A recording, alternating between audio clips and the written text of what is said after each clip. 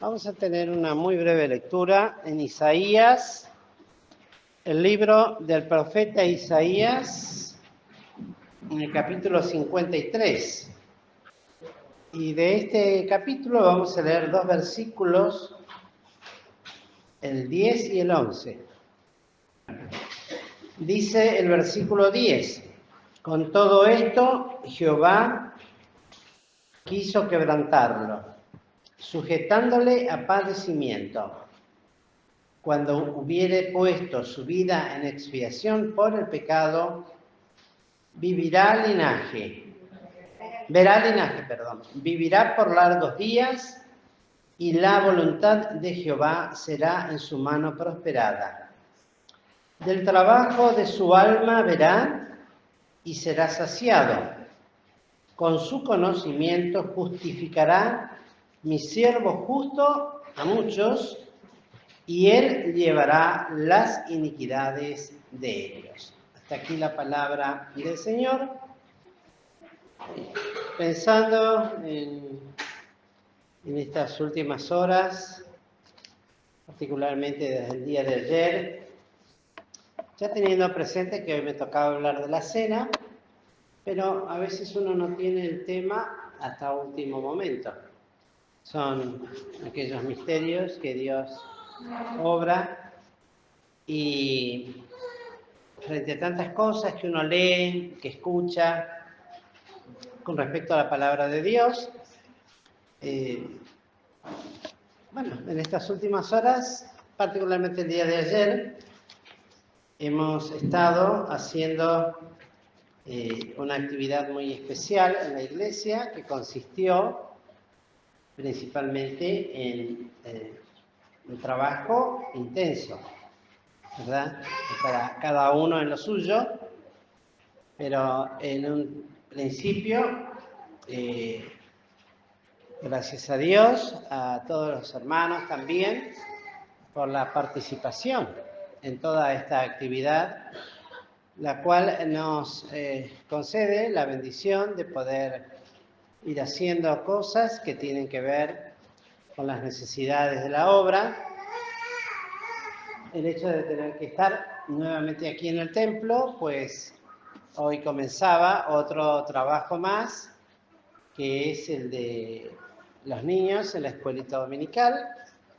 Pasó muy rápido todo el verano, lo cual para algunos fue igualmente intenso por las distintas tareas que hubo en los campamentos, de la comunión, luego el de nuestra propia iglesia. Algunos participaron de campamentos de otras iglesias también. En fin, todos trabajos, tareas de carácter espiritual, pero que llevan su tiempo físico, su esfuerzo, y realmente uno dice, bueno, esperemos que todo esto que estamos realizando redunde en bendición, en gloria y honra al Señor. Y la realidad es que nosotros no tenemos la visión de carácter hacia el futuro, más allá de lo que está escrito y revelado en la palabra, pero de los hechos cotidianos, aún de estas tareas que realizamos, uno piensa más que nada hacia el pasado. Una de ellas, por ejemplo, era el hecho de tener que levantar. En nuestro caso fue poco, fue un muro nada más. En otros lugares tuvieron que hacer modificaciones mayores. O sea, con visión al futuro, ver al pasado, perdón, y esa es la capacidad que tenemos.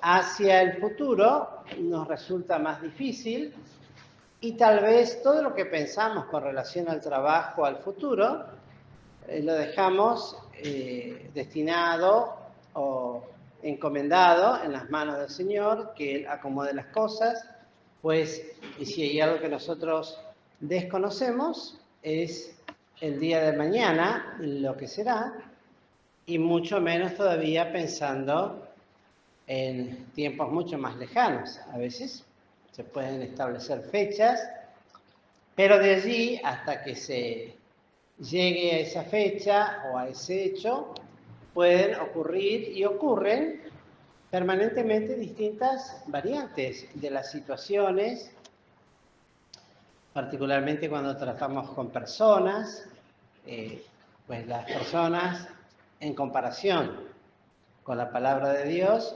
somos verdaderas, por decirlo de alguna manera, arena movediza, cambiantes permanentemente. Hoy estamos de una manera y mañana estamos de otra. A veces ni siquiera mañana. En el mismo día nuestro estado de ánimo cambia por alguna situación y lo que era una cosa a la mañana, por la tarde o al mediodía o a las pocas horas se transforma en otra condición o situación. No tenemos verdaderamente la posibilidad.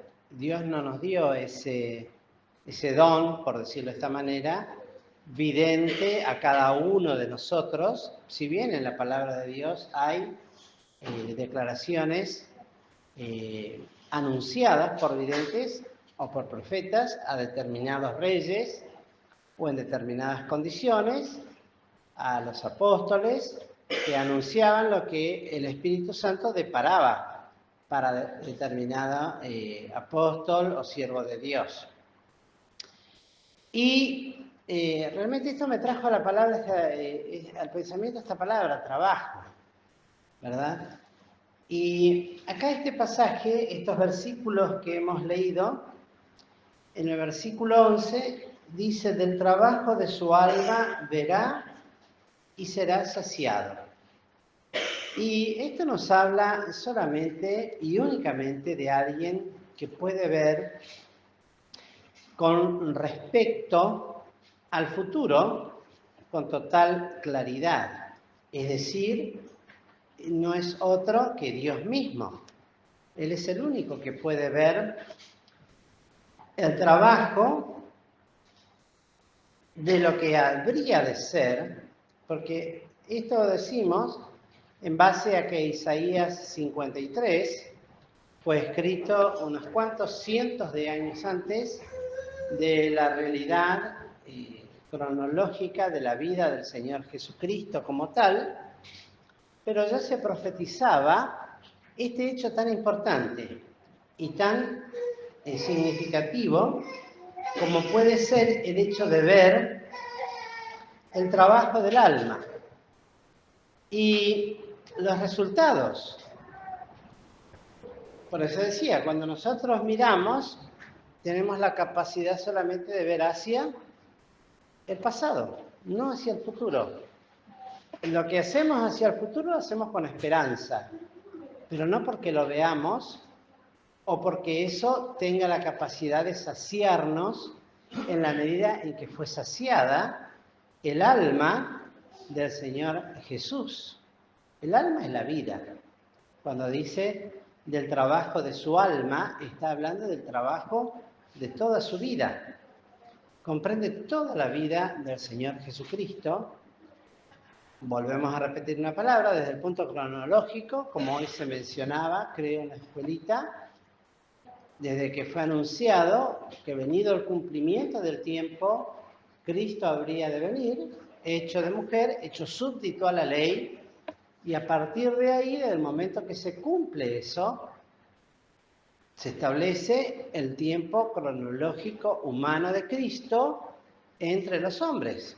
Ya antes tuvo un periodo, por supuesto, en el vientre de la madre, cuando fue engendrado por el Espíritu Santo, y hay profecías inclusive que anuncian de esa relación que tuvo aún antes de nacer Cristo con su Padre Celestial.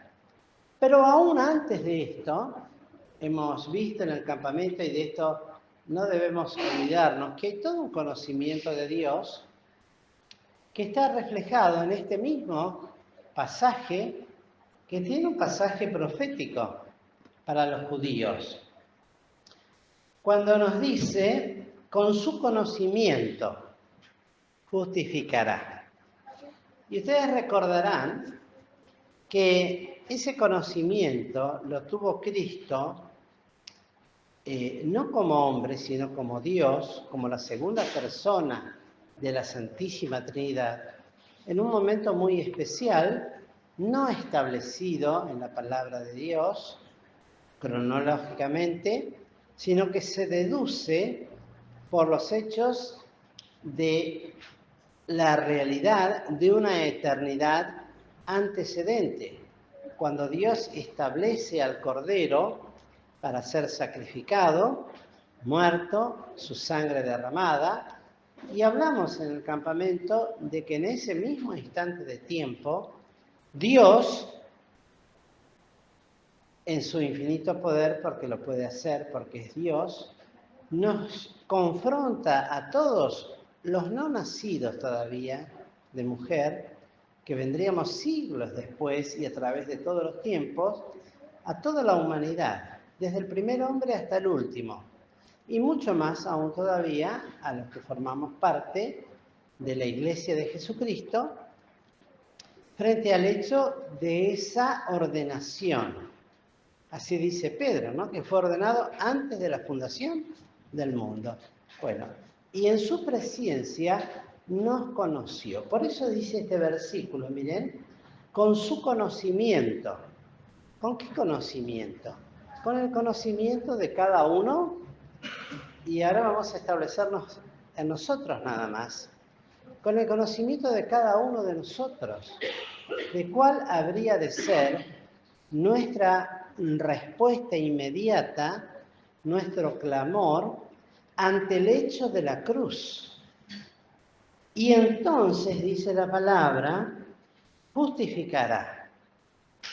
Luego de ese conocimiento y de esa reacción en cada uno de los que ahora, en determinado momento de su vida, se les presenta este mensaje del Evangelio bendito de salvación, que se viene anunciando, es un Evangelio eterno, pero se viene anunciando más específicamente desde que la Iglesia es establecida y es comisionada a predicar el Evangelio de Jesucristo. Entonces, a partir de ahí, no solamente nos conoce, sino que nos justifica. Por eso dice, y justificará. Es Dios y es el Señor Jesús que luego habría de realizar el trabajo de su vida, cuando le habría de ser otorgado ese cuerpo que nos dice la palabra de Dios, por lo cual me atribuiste o me diste un cuerpo, y ese cuerpo habría de ser la persona humana del Señor Jesús unida a la persona, a la naturaleza divina. La naturaleza humana con la naturaleza divina formarían la persona del Señor Jesús, que es hoy y está sentado a la diestra del Padre. Ese es el trabajo del alma, de la vida, que le llevó toda su vida. Y lo describe desde este capítulo, que es muy significativo, importante decir, que los judíos ortodoxos inclusive prohíben que se lea en los cultos, por decir cultos, o en las sinagogas, o en los cultos religiosos de los judíos, para que no se confunda al Mesías que todavía ellos esperan con el Cristo ya revelado de las Escrituras. Entonces, este capítulo no se lee como otros, como el Salmo 22, por ejemplo, que habla de los padecimientos del Mesías. Este capítulo que es tan claro, que justamente nos habla de todo este trabajo. Por supuesto, Cristo tuvo un trabajo en su vida, como todo judío, que se sujetaba a sus padres y a las leyes.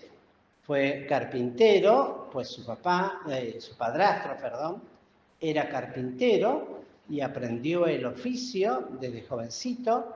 Fue el mayor de todos sus hermanos y por lo tanto tenía la responsabilidad de aprender y estar sujetos, y así lo hizo hasta la edad en que empezó a ministrar para aquel otro Padre superior, en el cual él declaraba que en los negocios de su padre y en los trabajos de su padre le convenía estar. Durante toda su vida se preparó para luego poder comenzar este ministerio de el trabajo de su alma.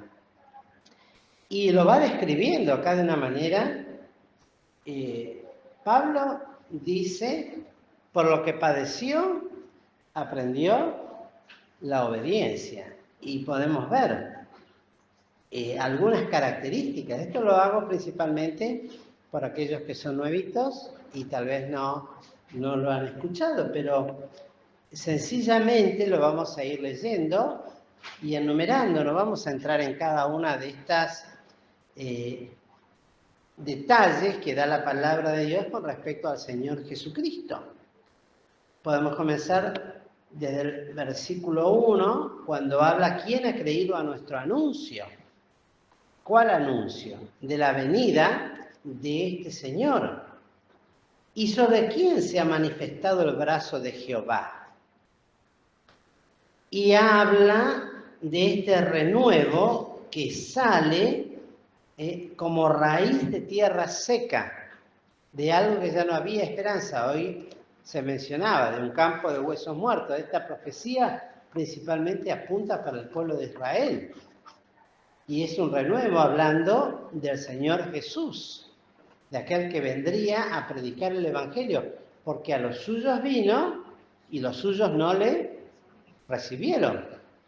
Y las características que echan por tierra cualquier imaginación, y yo nunca, la verdad, por más que he procurado, nunca me he podido imaginar el rostro de Jesús, porque no deja características similares. No sé de dónde sacan todos estos que inventan estampitas y toda suerte de imágenes para representar a un judío con cara de europeo, por ejemplo, ¿no? Con un perfil perfecto, con una mirada extraviada, como en éxtasis permanentemente, un bello rostro, un cabello totalmente, parece, tratado permanentemente con distintos ungüentos, en fin, una imagen totalmente, porque no había en él parecer, así nos dice el versículo 2, ni hermosura,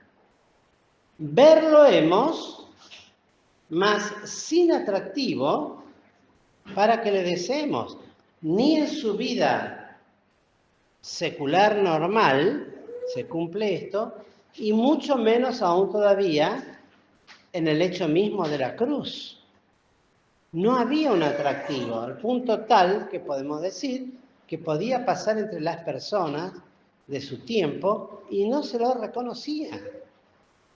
Si Judas no lo apuntaba con un beso traicionero, la Guardia Civil que venía a buscarlo en el Getsemaní no lo hubiese podido identificar como tal. Tal era el común de su imagen. Era un judío, algunos tratan de describirlo, pero vuelvo a repetir, tal cosa, aún en el mejor de los sentidos, diciendo piel tostada, porque caminaba por los caminos de Israel, cuerpo robusto, manos que no serían las delicadas que muestran, porque era un carpintero, así que tendría las manos de un trabajador, en fin.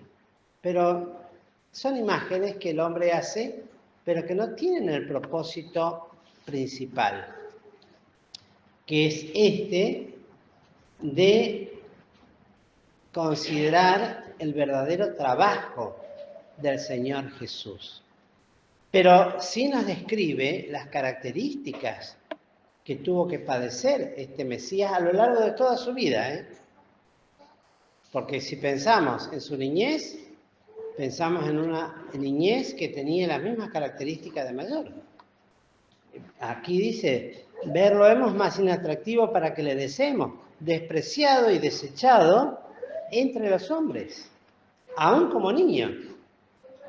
Y los niños son mucho peores que la gente mayor, porque no tienen el filtro de la, ¿cómo se dice esto? De la capacidad de disimular.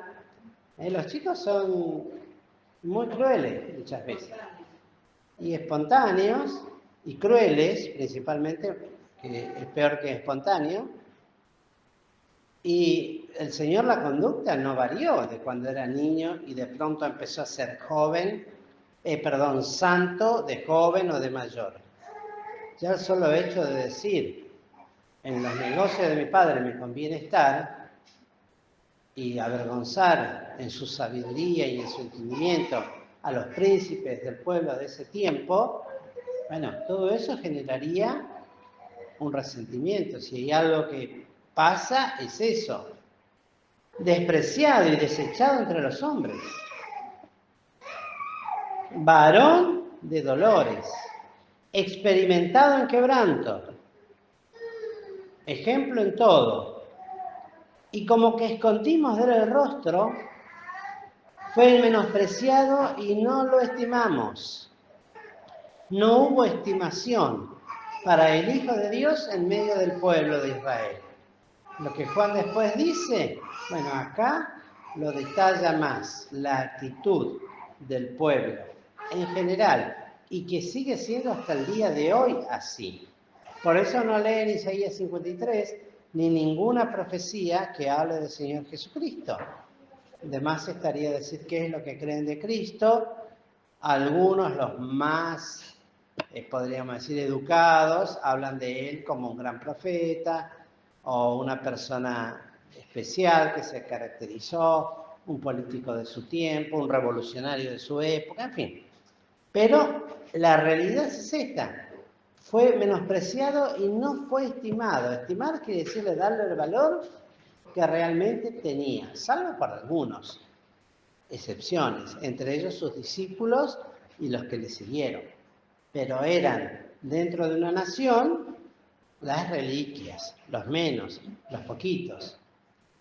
Y él, en ese trabajo de su alma, fue herido por nuestras rebeliones permanentes. Uno a veces dice, bueno, las rebeliones, yo pido perdón por mis rebeliones, pero no dejo de ser rebelde. Pido perdón por ejemplo, cuando venimos a la cena, Señor, límpiame de todos mis pecados, que tu sangre me limpie y pueda. Pero no decimos, Señor, ayúdame a no cometer más este pecado. No lo decimos, yo no lo escucho, perdónenme, no decimos eso. Pedimos perdón por el pecado. ¿Me limpió? Bueno, otra vez. Vuelve la puerca lavada a revolcarse en el fango y el perro vuelve a su vómito. Porque bueno, ya me limpié, ahora puedo volver a ensuciarme. He conocido, lamentablemente, a gente, algunos creyentes, algunos ya están en la presencia de Dios, pero que decían, y bueno, total, el Señor tiene que perdonar todo. Él puede perdonar todo. Él me va a perdonar. Y yo soy así. ¿Qué va a hacer? Soy así, no lo puedo evitar, tengo que ser como tengo que ser. Porque eso si no me hace mal, no ser como tengo que ser. Porque al final vivo negándome cosas, prohibiéndome cosas, y lo que menos hago es vivir. ¿No? Entonces me ocupo, cada tanto vengo, lavo mi conciencia de culpas, de pecado, una vez que me lavo, porque sé, confío, y yo creo que no hay uno que nos diga acá que no confía que el Señor le perdona sus pecados y lo limpia, y el Señor lo hace si lo confesamos, pero parte de eso también, y la cena del Señor tiene ese propósito, es volverse atrás. Cuando uno pide perdón por algo, aunque el Señor decía, si tu hermano pecare contra ti, ¿cuántas veces? 70 veces. Y si 70 veces viniera y te pidiera perdón, ¿qué tenía que hacer? Perdonarlo. Y nosotros, 70 veces. Bueno, nosotros eso lo hacemos con el Señor. Más de 70 veces. Si pensamos en nuestra vida como creyentes, las veces que le hemos pedido perdón por el mismo pecado, superan, y esa contabilidad la lleva Dios. Yo no puedo llevarla, ni tú la puedes llevar. Pero Dios perdona una y otra vez, porque es, como dice el Salmo 107, que alguna vez lo hemos estudiado, porque es bueno y porque para siempre es su misericordia. Pero lo correcto, lo bueno sería que uno, si está haciendo verdaderamente un trabajo de carácter espiritual en su vida, es decir, bueno, esto es lo que ofende a Dios, le voy a pedir perdón y no lo voy a hacer más. Es como el bebedor que dice, yo domino la bebida no me domina. Y por ahí por 15, 20 días no tomamos. Perdón que diga tomamos. Yo no tomo. Pero dice, no, yo hace como 15 días que no toma. Está bien, está recuperándose. Y al día 16, la hecatombe total. ¿Por qué?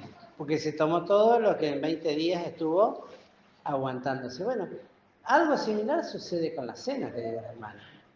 Es muy serio. Porque pedimos perdón por los pecados, pero no nos arrepentimos de ellos, porque el arrepentimiento, ¿se acuerdan que enseñamos? Incluye no volver a repetirlo. Si yo lo repito es porque no me arrepentí. Me di cuenta de que soy pecador. Tengo dolor de que soy pecador, pero no me arrepentí. Porque el que se arrepiente pide perdón y no vuelve a hacerlo. Eso es así. Es una regla de oro establecida en la palabra de Dios. Apartarse de esas cosas. Y luego nos dice la palabra, molido por nuestros pecados. El castigo para que nosotros pudiéramos tener paz fue sobre él. Él pagó por nosotros. Ese es el trabajo de su alma. Él pagó. Y por su llaga fuimos nosotros curados. Todas las heridas, todas las llagas fueron sanidad para nosotros, aún desde el punto de vista, en algunos físicos se cumple y en otros espiritual. Él puede curar, sanar. Cuando se lo pedimos, rogamos, clamamos y nos apartamos. Hay cosas que las tenemos que sobrellevar y llevar porque son las consecuencias de nuestro trabajo. Algunos dicen, bueno, yo le pido al Señor que me libere de estos dolores, por ejemplo. Pero resulta que toda la vida le di un maltrato al cuerpo y después ese cuerpo tiene problemas que el Señor perdona si es que lo hemos maltratado, pero las consecuencias se tienen que sufrir. Y del orden también bueno, hay consecuencias y hay beneficios. También lo hemos hablado. Luego habla de la actitud. Todos nosotros nos descarriamos como ovejas, salimos del carril. Para entender esto, es como el tren que descarrila, que se sale de sus vías. Un tren descarrilado. Vuelca, lo que lleva, o se puede caer, queda parado. Bueno, todos nosotros, acá no queda ninguno de nosotros fuera de esta visión de Dios y de esta actitud. Todos nosotros nos descarriamos. Esto era para los judíos, pero también es para nosotros, para el género humano en general. Cada cual, y lo menciona como ovejas que se salen del redil, que se van al monte para que les suceda lo que les tenga que suceder, que sería otro tema interesante y largo para hablar. Cada cual se apartó por su camino. Qué notable ¿no? Cada cual se aparta por su camino. Es un poco lo que decíamos hace un rato. Cada cual, en los tiempos de los jueces, una vez hablé con respecto a eso de que cada uno hacía lo recto delante de sus ojos. Uno lo lee al principio y al final del libro. Y si leemos eso solo, parecería ser que es lo correcto, hacer lo recto delante de sus ojos, pero no significa que hiciera la voluntad de Dios, sino que cada uno hacía lo que acá y acá se proponía, hacía lo recto, bien derechito, al fin deseado, para lo que trabajaba y se esforzaba. Para eso tenía los ojos rectos puestos en eso. Nosotros tenemos que pensar que la palabra de Dios nos enseña, puestos los ojos en otra línea recta. ¿En quién? En el autor y consumador de nuestra fe. Más Jehová cargó en él el pecado de todos nosotros. Otra revelación bíblica, teológica, única. Dios cargó en él. Esa es una realidad. Pedro, lo dice. No es todos nuestros pecados fueron cargados sobre su cuerpo en el madero. Esa es una realidad. Por eso es que nos puede perdonar y limpiar con su sangre cuando así clamamos. Luego, lo que le sucedió con su aprehensión de la cárcel y del juicio fue quitado. ¿Quién podrá contar su generación? Porque cortado fue de la tierra de los vivientes, por la rebelión de mi pueblo fue herido. Todas relaciones con el pueblo de Israel. Con los impíos dispúsose su sepultura, mas con los ricos fue en su muerte. Profecías que se cumplieron. Porque nunca hizo él maldad ni hubo engaño en su boca. Es la realidad de la muerte de Cristo, que así como nació y vino a este mundo en total y perfecta, y lo santo que nacerá, le fue revelado a María, es lo santo que murió en la cruz del Calvario y que resucitó. Porque la muerte no tenía poder legal para retenerlo, porque no hubo en él pecado ni engaño alguno. Y uno dirá, bueno, y ahora entonces, bueno, con todo eso, Jehová quiso quebrantarlo. Esta mañana escuchábamos también reflexiones teológicas importantes de por qué el hombre tiene que pagar, ¿con qué? Con la ley del pecado y de la muerte. Nuestro hermano decía, imaginémonos envejecer sin la posibilidad de morir, ¿cómo llegaríamos? Con tanto pecado y con tanto deterioro por causa del pecado. Sería horrible, verdaderamente. Aunque el pensamiento del hombre siempre es poder vivir para siempre. Y descartan la palabra muerte. Yo no sé, alguien me comentaba que creo que, no sé si Martín era, que me comentaba que en las redes, ¿no? Se está prohibiendo hablar de palabras, por ejemplo, como muerte o como... ¿Qué otra palabra era? Todos los cuerpos relacionados, morir. Entonces inventan otros términos, como algunos términos inventados hemos escuchado, para sustituir esa palabra. Bueno, acá se habla de la obra de Cristo y que Dios quiso sujetarle. Era necesario, así como es necesario que el hombre cumpla, porque nunca ni estas carnes ni esta sangre pueden heredar los cielos, tampoco lo pueden hacer. Pase. No pueden heredar el reino de los cielos, por lo tanto, esta es una realidad inmutable, que no cambia, Dios no la alteró. No se engaña aquel que aceptó a Cristo como su Salvador y cree en Él como su Salvador. Bueno, la palabra de Dios establece, y ese hecho lo que posibilita es la vida eterna y garantiza la resurrección, pero no inhabilita la paga del pecado. Esa ley nunca Dios la levantó. La paga del pecado es muerte, mas la dádiva de Dios es vida eterna en Cristo Jesús. Y nosotros creemos en esa promesa. Lo otro, Dios nos ayudará en su debido momento a poder, ¿qué cosa? Enfrentar. En su momento, Dios no nos va a desamparar, porque así dice la palabra, no te dejaré ni te desampararé.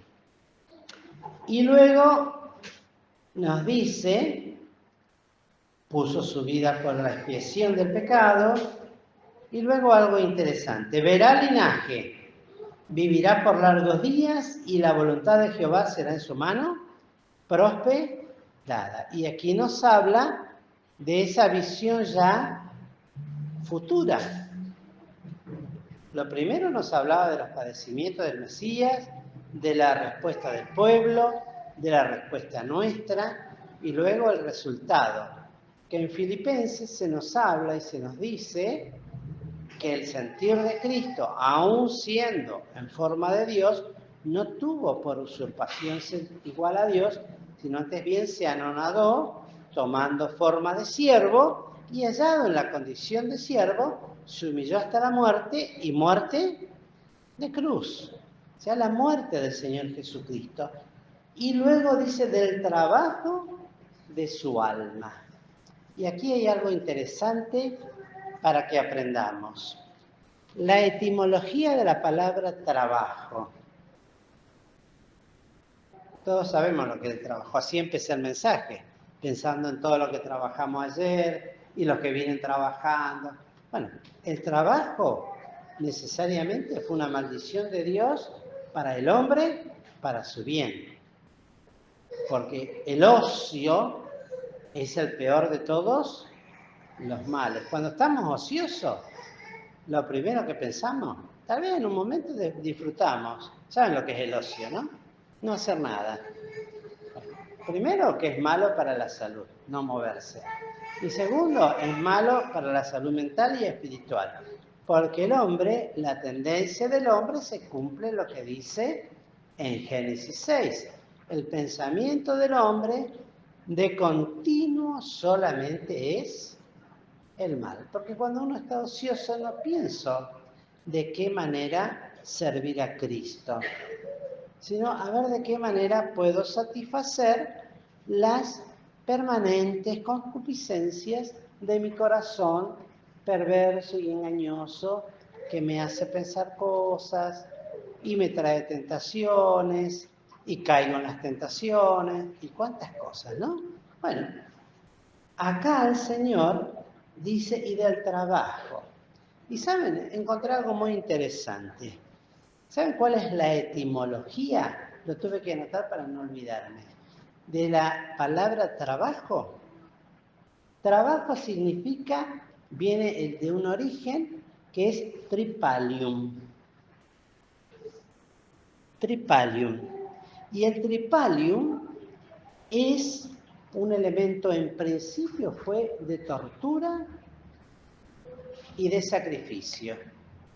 Eran 2 palos puestos en cruz, por eso son tripalium, y uno que se clavaba en tierra. Entonces, los condenados eran crucificados, eran atados de manos y piernas en el tripalium, eran primeramente azotados, torturados y después prendido fuego. Era una manera de ejecución romana. Con el tiempo derivó, por distintas tradiciones, en la palabra trabajo. Y eso me hizo pensar mucho en esto, del trabajo de su alma.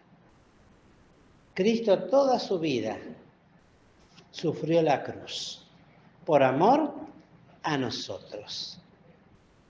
Nosotros la cruz decimos muchas veces llevarla, o como algunos decían, querido, yo vivo todos los días crucificado.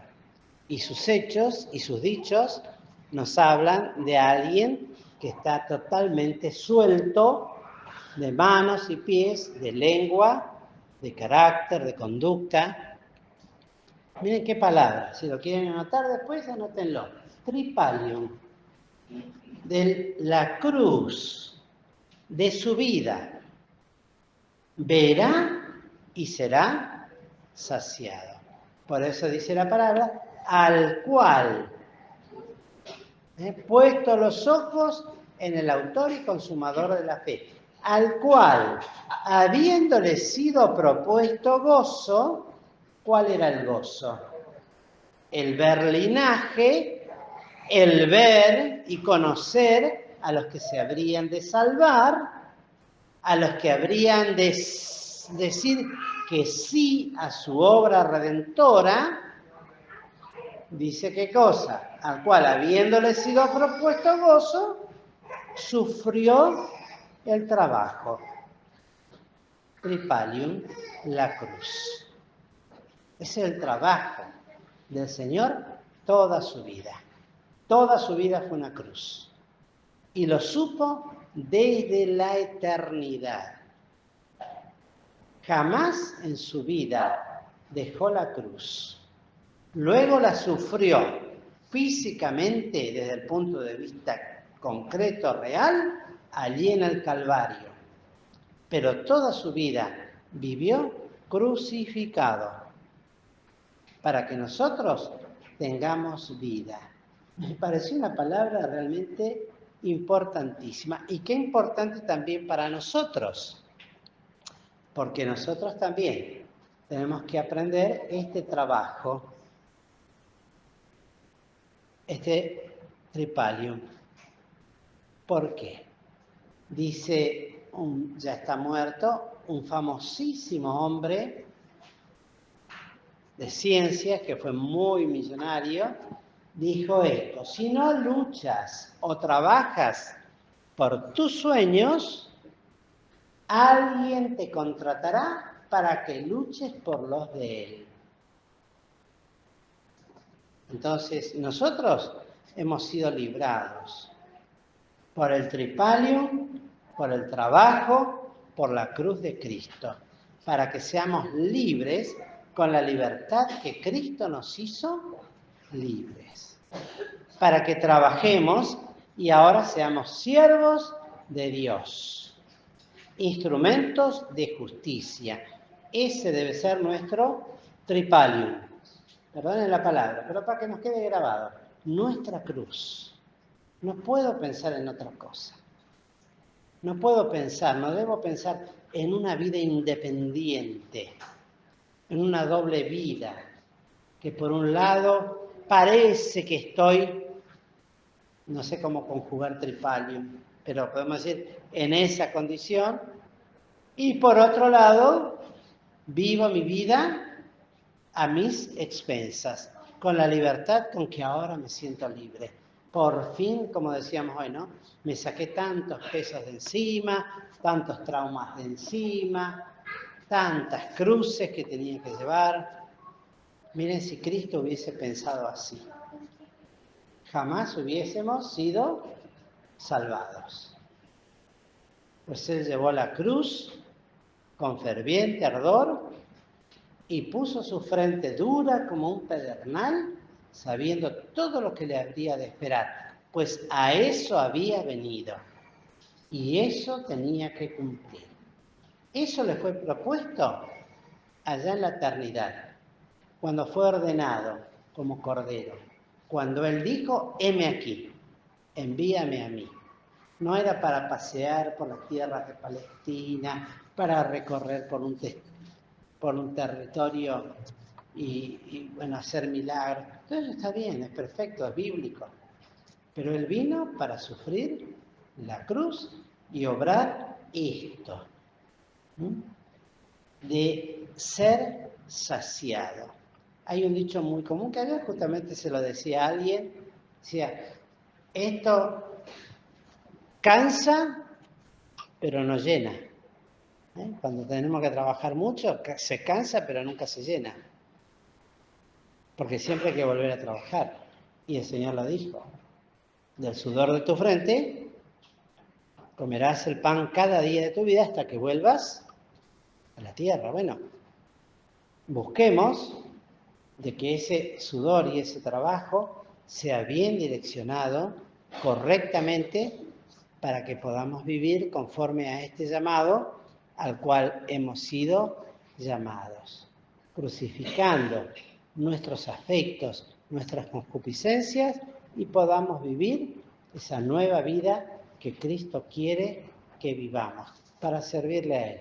Porque si no le servimos a Él, otro se va a ocupar de direccionar nuestras vidas. Y cuando menos nos demos cuenta, vamos a estar envueltos otra vez en cosas del pasado o volviendo a repetir los errores que cometí toda la vida. En fin, sería largo para explicar, pero es muy interesante esto de, lo vuelvo a leer, tripalium. Tripalium. Qué notable, ¿no? Cualquiera leyendo su alma, leyendo esto, trabajo, pensamos en todas las otras cosas. Pero esto es cruz. Ese trabajo, la traducción, la etimología, búsquenla después en los diccionarios, la etimología es tripalium. Es cruz, no es otro trabajo. No se lo podemos aplicar a otra cosa en Cristo, cuanto más que otra cosa que la cruz. Y la cruz nos habla de esto que Él dejó establecido para recordarlo siempre. Un pedacito de pan y un sorbito de vino. Símbolos de lo que Él entregó en la cruz. Su cuerpo para ser deshecho por todos nosotros y su sangre para que sea derramada por todos nuestros pecados y para que nosotros podamos vivir, como decía Pablo, ¿no? Co-crucificados, porque juntamente con Cristo estoy crucificado y vivo no ya yo, mas vive Cristo en mí. Quiera Dios que nos llevemos, aunque sea un poquito, de todo esto para la aplicación de nuestras vidas.